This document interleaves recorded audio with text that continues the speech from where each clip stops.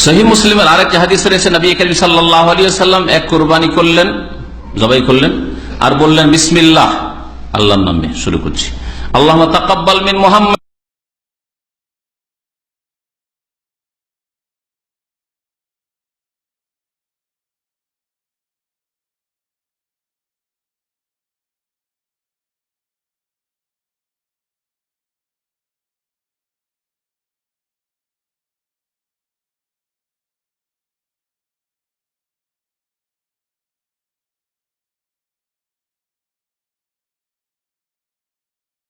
আল্লাহ আমার তরফ থেকে কবুল করো, আমার ছেলে মেয়েদের কবুল করো, আমার আত্মীয় স্বজন বা মোমেন মোমেনাত যারা ভাই বোনেরা আছে আমার দিনী ভাই সবার পক্ষ থেকে কবুল করো, কোনো দোষ নেই। সেই মুসলিমের হাদিসের আমল করলেন আপনি। আর একটা ফতুয়া আমাদের দেশে লোকেরা জিজ্ঞেস করে যে আমি নবীর নামে কুরবানি করতে পারবো কি? তাদেরকে বলবো কুরবানি করতে পারবেন ঠিক, কিন্তু যদি আপনি নবীর নামে কুরবানি করতে চান তো আবার বলবো যে সেটা সাদাকা, সুতরাং পুরোটাই দান করতে হবে। আর এইভাবে নবীর নামে আপনার চাইতে আমার চাইতে অনেক বেশি মহব্বত করতেন, অনেক বেশি ভালোবাসতেন কে? কারা? সাহাবায়ে কেরামরা মুহাম্মদ রাসূলুল্লাহ সাল্লাল্লাহু আলাইহি ওয়াসাল্লামকে জান মাল সবকিছুর কুরবানি করেছেন। আমাদের যদি বলা বছরে 12 মাস 1 মাসের বেতন নিয়ে আসেন, ভালো ভালো মানুষ পরেশগারির হাওয়া বেরিয়ে যাবে আর উজু টুটে যাবে। কথা বুঝতে পারছেন? 1 মাসের বেতন চাওয়া হয়েছে, হাওয়া খারিজ হয়ে যাবে। আর আবু বকর রাদিয়াল্লাহু আনহু পুরা মাল বাড়িতে যা আছে এসে দিয়ে দিচ্ছেন। ওমর রাদিয়াল্লাহু অর্ধেক।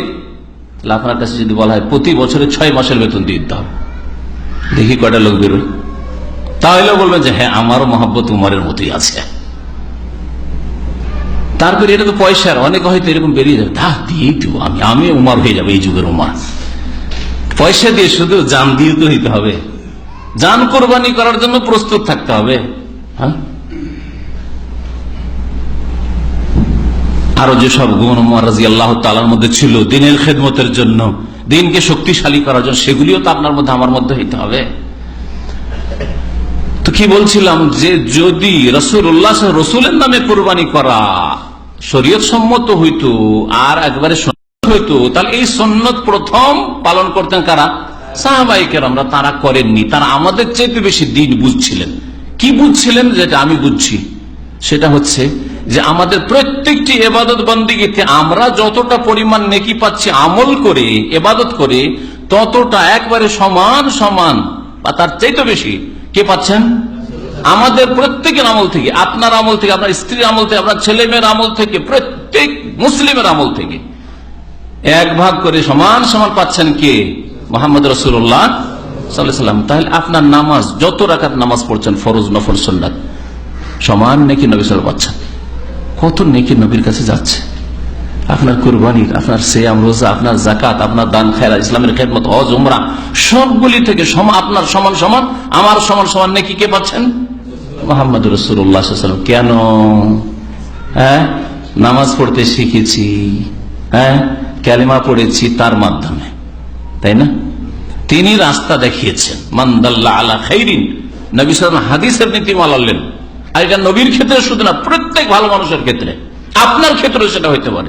মান দাল্লা আলা খাইরিন, যেই ব্যক্তি কল্যাণের রাস্তা বাতলিয়ে দেবে, বলে দেবে, দেখিয়ে দেবে, ফালাহু মিসলু আজরি ফাইলিহি, তার জন্য যেই ব্যক্তি কর্ম করলো তার সমান নেকি রয়েছে, তার সমান নেকি রয়েছে।